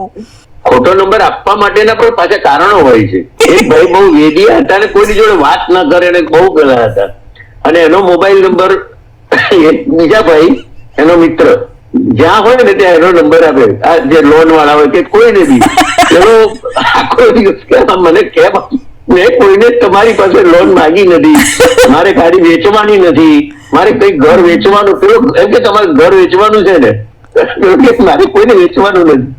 બસ એને હેરાન કરવા માટે એનો નંબર સીધો બારોબાર આપી દેવાનો. તમે આવા આઈડિયાઝ આપશો તો લોકો હેરાન કરશે. આવો ઉપયોગ પણ કરશે અને એવો ઉપયોગ પોતાને ના થઈ જાય એ માટે સાવધ બી થશે. એ તો છે. પહેલા જ કહ્યું કે બીજાના અનુભવમાંથી આપણે શીખવાનું છે. So what you think mobile અને કઈ સોશિયલ સ્ટેટસ સાથે સંબંધ છે ખરો? મને ક્યારેક એવું લાગે છે કે તમારી પાસે કયો ફોન છે એ જોઈને માણસ તમારી સોશિયલ સ્ટેટસ પર જતું હોય છે, એવું છે ખરું? સામાન્ય રીતે તો છે. તમારી પાસે કઈ ગાડી છે એ સ્ટેટસ નું સિમ્બોલ નથી. તમારી પાસે કેટલા બેડરૂમ નું ઘર છે એ તમારું સ્ટેટસ સિમ્બોલ નથી. તમારી કેટલું એજ્યુકેશન છે, કેટલી ડિગ્રી છે એ સ્ટેટસ સિમ્બોલ છે. તો આ મોબાઈલ એવું જ છે. ભૌતિક સામગ્રી જ્યાં આવે ને ત્યાં આ બધું હોવાનું જ. તમારી પાસે કેટલું નોલેજ છે એ સ્ટેટસ સિમ્બોલ બહુ ઓછા જગ્યાએ હોય છે. પ્રશ્ન એવું થઈ જાય છે કે આઈફોન હોય છે એટલે કે સ્ટેટસ છે, એક આઈફોન નું એક પોતાનું સ્ટેટસ છે, પણ સામો માણસ એ વિચારે કે એને ખ્યાલ પણ નથી કે આઈફોન શું છે, એનામાં કેટલી યુટિલિટીઝ છે, શું છે, કંપનીનું હિસ્ટ્રી શું છે, એ કેવી રીતે આવે છે. એના જગ્યાએ ખાલી ફક્ત એના મગજમાં બેસે iPhone is a status symbol. એટલે પછી એ સેકન્ડ હેન્ડ હોય ગમે તે હોય, કરેક્ટ, એ આઈફોન ને ટ્રાય કરશે કે મને ક્યાંથી મળી શકે. સૌથી પહેલા એ ટ્રાય કરશે કે તમારો જૂનો થઈ જાય તો મને આપજો. આજે હું તો ઘણીવાર સોશિયલ મીડિયામાં ચર્ચા બી સાંભળું છું, જોતી હોઉં છું. ટિપિકલી જ્યારે નવો આઈફોન લોન્ચ થાય ને ત્યારે અમુક લોકો ચર્ચા કરતા હોય કે આઈફોન લેવો જોઈએ કે બીજું કાંઈ લેવું જોઈએ. પણ આજે જે માણસ આઈફોન વાપરતો હોય છે ને એની પાછળ ઘણીવાર એના કારણો હોય છે કે જો એની પાસે, હવે સમજો મારી જ વાત કરું તો હું તો આઈફોન 1 ના જમાનાથી આઈફોન વાપરું છું, કારણ કે મને ટેકનોલોજીનો શોખ છે. તો એ જ્યારે આઈફોન આવ્યા ને ત્યારે એની જે સ્ક્રીન હતી ને, ટચ સ્ક્રીન, ઇન્ડિયામાં તો ટચ સ્ક્રીન વાળા ફોન બી નહોતા આવ્યા ત્યારે, તો એની જે ટચ સ્ક્રીન હતી ને એની જે મજા હતી ને એના માટે મેં આઈફોન 1 લીધેલો અને મ્યુઝિક માટે લીધેલો. કારણ કે ત્યારે એ લોકોએ આઈપોડ કાઢેલા પહેલા, અને આઈપોડમાં મ્યુઝિક આપણે સ્ટોર કરતા હતા, અને એ વસ્તુ પછી આઈફોનમાં આવી ગઈ. તો મારે બે મશીન ન કેરી કરવા હોય તો હું આઈફોન રાખું, તો એ હિસાબે મેં આઈફોન લીધેલો.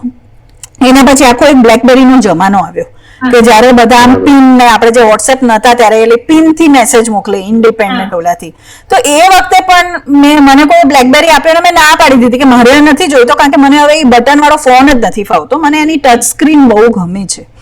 અને ઇવેન્ચ્યુઅલી અત્યારે એવું છે કે મારી પાસે મેકબુક છે, તો મારા ફોનથી મને ટ્રાન્સફર વિડીયો કરવા હોય કે મારી ડેટા ટ્રાન્સફર કરવી હોય એટલું ઇઝી થઈ ગયું છે એરડ્રોપથી, કે મોટી ફાઇલ હોય ને 4 GB 5 GB ની એ બી 5 સેકન્ડમાં થઈ જાય છે ટ્રાન્સફર. નહીં તો મારે પછી ગૂગલ ડ્રાઈવમાં જવું પડે, ત્યાં અપલોડ કરવું પડે, પછી પીસીમાં ડાઉનલોડ કરવું પડે. એ બધા મારા બધી જે મેસી વસ્તુ હતી એ મારી ઓછી થઈ ગઈ છે. હવે મારે એડિટિંગ બી મારા મેકબુકમાં થાય છે. અત્યારે જ વાત કરું તો હું મારા મેકબુકથી વાત કરી રહી છું અને માઇક્રોફોન મારા ફોનનું વાપરી રહી છું. તો એ જે કોમ્પેટિબિલિટી છે બધા પ્રોડક્ટ્સ વચ્ચેની, તો એ તમે જો એક જ કંપનીનું બધું વાપરતા હોય તો એ તમારી સગવડ છે, સવલત છે. અને એના માટે કદાચ હું ખર્ચો કરી લેતી હોઉં છું કે નહીં ચાલશે, હું લઈ લઈશ, કારણ કે મને પછી હું 4-5 વર્ષ આ મારી વસ્તુ ચાલ્યા કરશે. હું દર વર્ષે 15,000 નો મોબાઈલ ખરીદું કે હું 5 વર્ષે ₹1,00,000 નો મોબાઈલ ખરીદું, બધું એકનું એક થાય છે. એ તો સાચી વાત છે. એક લોકોને ખ્યાલ નથી આવતો, લોકો જસ્ટ બોલી નાખે વાપરો છો. પણ આઈફોન નો એક ફાયદો મોટામાં મોટો એ પણ છે કે બહુ લાંબો સમય સુધી ચાલે છે. જે વચ્ચે કદાચ એન્ડ્રોઈડ ને એ બધા ફોન કરતા ઘણો, એટલે પૈસા તો વસૂલ પૂરા થઈ જાય છે એમાં. મને એવો બી ખ્યાલ છે કે એમાં સેફટી બી વધારે હોય છે, કારણ કે એમાં બીજી બધી એપ્લિકેશન નથી ડાઉનલોડ થતી, એની પોતાની જ એપ્લિકેશન ડાઉનલોડ થતી હોય છે. એ રીતે તમે સેફ ઝોનમાં રહી શકો છો. કે કારણ કે એ લોકોને છે ને પ્રમાણમાં ચેક વધારે છે. જે તમારી એપ્લિકેશન્સ હોય છે ને એ બે રીતે હોય છે, iOS એટલે એપલની પ્રોડક્ટ્સની અને એન્ડ્રોઈડ એટલે એ જનરલ બીજી બધી પ્રોડક્ટ્સની. તો જે એન્ડ્રોઈડની વસ્તુઓ હોય છે ને તમે ગૂગલ પ્લે સ્ટોરમાંથી ડાઉનલોડ કરી શકો છો એપ્લિકેશન્સ, અને iOS માટે તમારે એપલના ઓલામાંથી જવું પડે છે, એપલ સ્ટોરમાંથી. તો એપલ સ્ટોર વાળા જે છે એમની ચેકિંગ વધારે હાઈ છે. એટલે ઘણીવાર એવું છે કે જે બિગિનર્સ હોય છે ને એ લોકો પહેલા એન્ડ્રોઈડ વર્ઝન લોન્ચ કરી નાખે, પછી એ જો સક્સેસફુલ જાય ને એપ તો પછી એ લોકો iOS વર્ઝન લોન્ચ કરવાની મહેનત કરે. નહીં તો જો એ ફ્લોપ થઈ જાય ને તો એ ત્યાં જ મૂકી દે છે પડતું કે જવા દો, એપ ચાલી નથી આપણી તો આપણે iOS નથી કરવું. તો ઘણીવાર ફોન ખરીદવાનો નિર્ણય આ બધી વસ્તુ પર પણ બેઝ હોય છે. એટલે આપણે ત્યાં સૌથી વધારે મહત્વ કોસ્ટને પૈસાને આપી દેવામાં આવે છે. ઓકે, પૈસા હોય તો એ પોસિબલ છે આજે, એ વાત અલગ છે, પણ ટેકનોલોજી એ પણ એક વસ્તુ અલગ છે. ઘણી વખત ખાલી દેખાડી દેવા માટે ઓકે મારી પાસે આ પૈસા છે, અને સ્પેશિયલી ઘણી વખત એના માટે સેકન્ડ હેન્ડ આ કંઈ પણ ચાલશે પણ મને આમ જ જોઈએ છે, આમ જ જોઈએ છે એ વિચાર્યા વગર હોય છે. અમારે ત્યાં સોસાયટીમાં એક લેડી છે જે બધાના વાસણ માંજે છે, એને પણ આઈફોન જ જોઈએ છે. ઓહો. તમારો આઈફોન હશે તો ચાલશે, સેકન્ડમાં લઈશ પણ મને આઈફોન જોઈએ.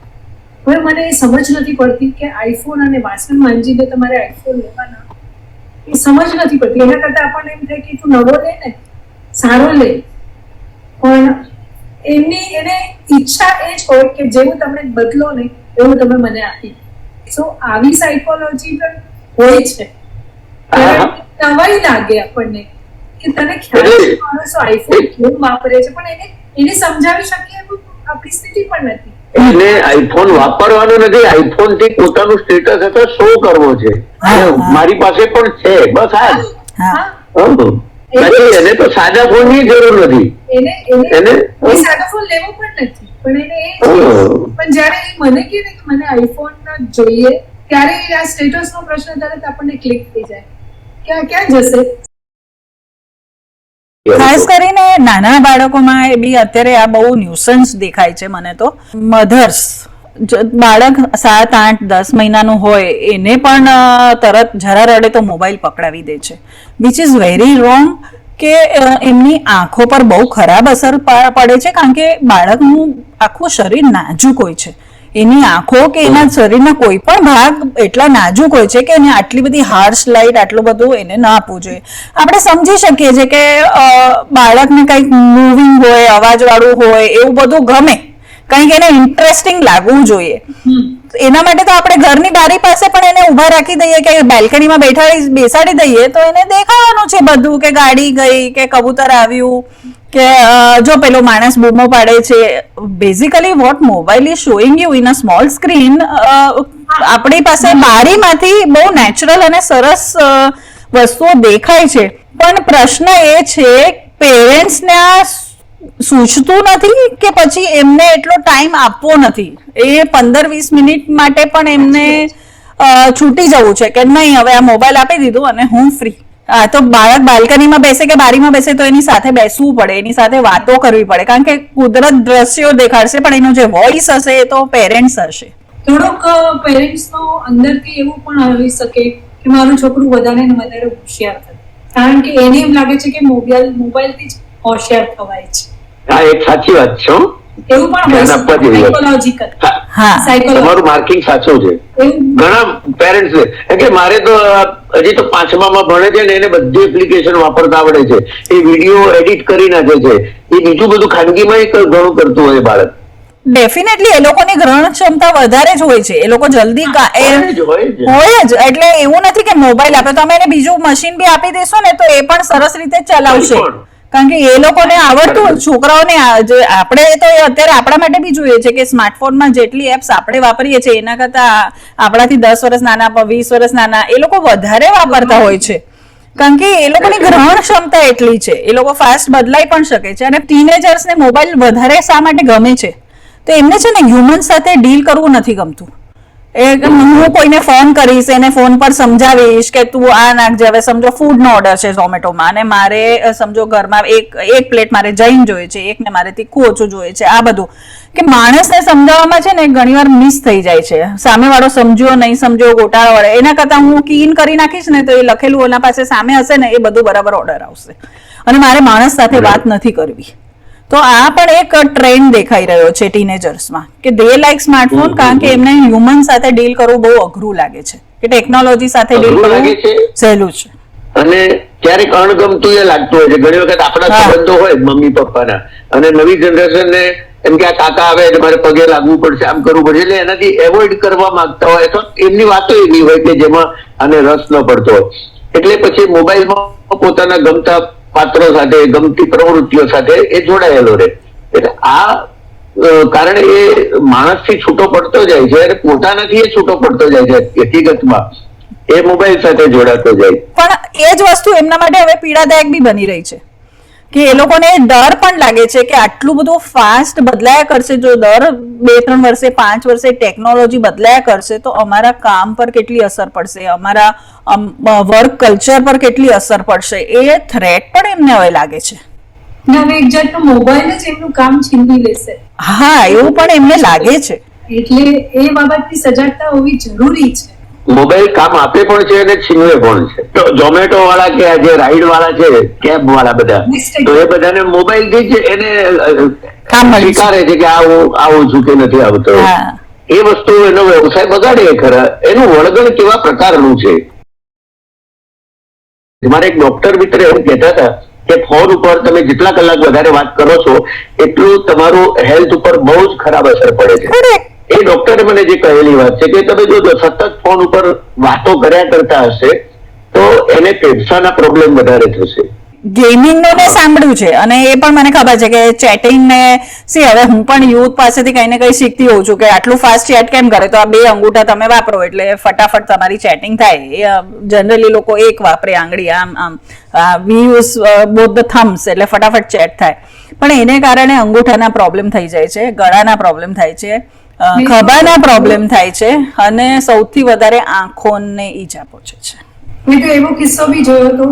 એક એવો પેશન્ટ થઈ ગયો હતો કે તે સતત મોબાઈલ પર 1.5 દિવસ કે 2 દિવસ રહ્યો તો એ આમને આમ જ થઈ ગયો અને એ આખો જ ફેરવતો રહી ગયો. તો એને હોસ્પિટલાઇઝ તો કરવું જ પડ્યું અને ડોક્ટર ને બધાએ ચેક કર્યું તો બધાને બસ આમ આંખો ફેરવીને જોયા કરે. આખરે 1 દિવસની એને ટ્રીટમેન્ટ આપી, 80,000 રૂપિયા ખર્ચ્યા અને બીજા દિવસે એ થોડો નોર્મલ આવ્યો. પણ 24 કલાક એની જે પીડા ભોગવી છે એટલે આપણી તો કલ્પના બહારની વસ્તુ છે. એટલે ભણવામાં ધ્યાન નથી લાગતું કે બીજું બધું કામ પકડે છે ને એનું ફિઝિકલી માઇન્ડ બી ખતમ થઈ જાય. તો હવે આટલી વાતચીત થઈ એમાં મેં 3 વાર વિડીયોનો ઉલ્લેખ સાંભળ્યો એટલે મારે થોડું એ વિશે બી બોલવું છે કે આપણે જનરલી સ્માર્ટફોનમાં કેટલા વિડીયોઝ જોઈએ છે લોકો, કલાકોના કલાકો વિડીયો પાછળ જાય છે. એવું મેં જોયું પણ છે અને મને ઘણા વિશે ખ્યાલ પણ છે. અને રીલ્સ, ટિપિકલી રીલ્સ એમાં તો એવો હોય છે ને કે એ બનાવેલી જે રીતે છે ને કે તમે આમ સ્વાઇપ કરતા જાઓ, એના પછી બીજી, એના પછી ત્રીજી, એના પછી ચોથી, એટલે આવ્યા જ કરે અને તમારો અડધો કલાક તો ક્યાં જતો રહે ને તમને જ ખબર ના પડે. વિડીયોનો ઓવરડોઝ જ્યારે થઈ જાય છે, આપણે જોઈએ છે બરાબર છે, એક તો સાચો છે કે ખોટો, ફેક વિડીયો છે, ફેક ન્યૂઝ છે, ફેક જાણકારી છે કે અમસ્ત ટાઈમપાસ માટે બનાવેલો છે. ઘણીવાર એમાં મિસઅન્ડરસ્ટેન્ડિંગ થઈ જાય છે. બીજું, વિડીયો બહુ વધારે જોવાથી, સમજો કોઈ એક વ્યક્તિ છે જે દિવસના 2.5, 3, 4 કલાક વિડીયોઝ જોઈ છે તો પછી એનો છે ને એનું કોન્સન્ટ્રેશન સ્પેન બી ઓછું થઈ જાય છે. અને મેં તો એવું પણ જોયું છે કે એ જે આ ટાઈપની વ્યક્તિ હોય છે ને એને કોઈ સામેવાળી વ્યક્તિ જો ધીમેથી વાત કરે ને તો એને સંભળાતું એ નથી, સમજાતું એ નથી. કારણ કે ટિપિકલી જે ઇન્ડિયાના વિડીયોઝ હોય છે એ તો જે ચેનલમાં જેવી રીતે બૂમ બરાડા પાડતા હોય છે લોકો, એવી રીતે વિડીયોઝમાં બી એકદમ જોરથી બોલતા હોય છે. એટલે જે આવી વ્યક્તિઓ હોય છે ને તો એને ઘણીવાર જોરથી નાખો કે 2 વાર નાખો ને એને સમજાતું જ નથી કે આપણે શું બોલી રહ્યા છીએ. એ નોર્મલ કોન્વર્ઝેશનમાંથી એ વ્યક્તિ ધીરે ધીરે આઉટ થતી જાય છે. અને ઘણીવાર એવું બી થાય છે કે કોઈ લાંબી ચર્ચા હોય ને તો એનું ધ્યાન નીકળી જાય છે એમાંથી. 5-10 મિનિટ ધ્યાન રહે, પછી હવે સમજો ઓફિસની મીટિંગ બી હોય તો એ 10 મિનિટ થાય એટલે પછી કામ મોબાઈલ લેશે પોતાનો હાથમાં, કંઈક જોશે. અરે પણ અહીંયા કામની ચર્ચા થઈ રહી છે અને તમારું ધ્યાન આપવું જરૂરી છે, પણ એ જાણી જોઈને નથી, એ હવે એની વીકનેસ થઈ ગઈ છે. અને બીજું હું જોઈ રહી છું રીલ્સનું ઓબ્સેશન અને લાઇક્સનું ઓબ્સેશન.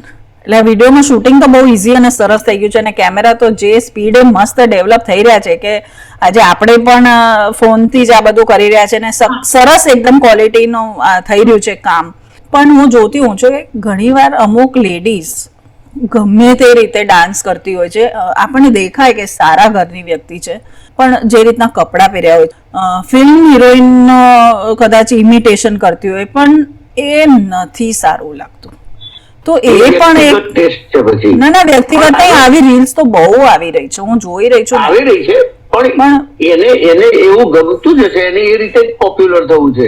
પણ મારો તો સવાલ એ પણ છે કે કેટલાક લોકો સાચા, બહુ રિયલ સાચા કલાકાર છે, એની પાસે ટેલેન્ટ બહુ છે, એને ફિલ્મોમાં કામ નથી મળતું પણ રીલ્સ બનાવે તો એને સેટિસ્ફેક્શન નો અનુભવ. આમાં દરેક વસ્તુના પ્લસ માઇનસ બંને પાસા. હા, ઓફકોર્સ હોવાના છે, પણ આ માઇનસ પાસું છે. અને જે ઘણીવાર છે ને લાઇક્સ ના લહાયમાં ખબર નથી પડતી કે આપણને આ શોભતું નથી.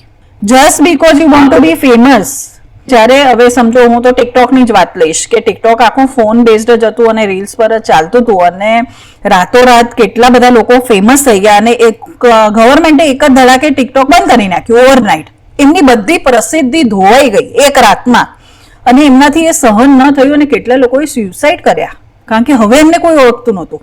એ જે રોજનું વળગણ હતું કે હું રોજ ટિકટોક પર વિડીયો નાખીશ અને રોજ મને આટલા લાઈક મળશે એ જતું રહ્યું ને તો આમ સડનલી એમને આઈડેન્ટિટી ક્રાઇસિસ થઈ ગયો. હવે મારું અસ્તિત્વ જ નથી જાણે. અને એવા લોકોએ આવા અંતિમ આત્યંતિક પગલા ભર્યા. તો ક્યાંક ને ક્યાંક આપણે એ પણ વિચાર કરવો જ જોઈએ કે આપણે મોબાઈલ વાપરીએ છીએ બધી જ વાત બરાબર છે અને કોન્ટેન્ટ ક્રિએટર તો ડેફિનેટલી એના માટે તો બહુ સારું જ છે. હવે મારા જેવા લોકો જેને કોઈ ઓળખતું નહોતું હવે બધા ઓળખે છે તો it was a creative use of social media and everything કે પર્પસ એ રીતે છે. મને તો ઘણા લોકો પૂછતા હોય છે કે તમારા ફોટા એ તો માર્કેટિંગ સ્ટ્રેટેજી છે, સારા ફોટા જ નખાય તો જ બધા જોય. પણ તો how you are using your mobile એ પણ એક કોન્શિયસલી થોડોક વિચાર કરવા જેવો છે.